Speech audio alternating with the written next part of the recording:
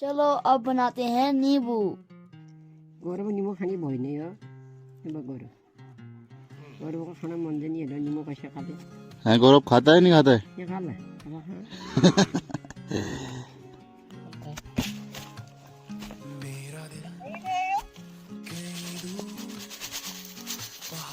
आगो आगो आगो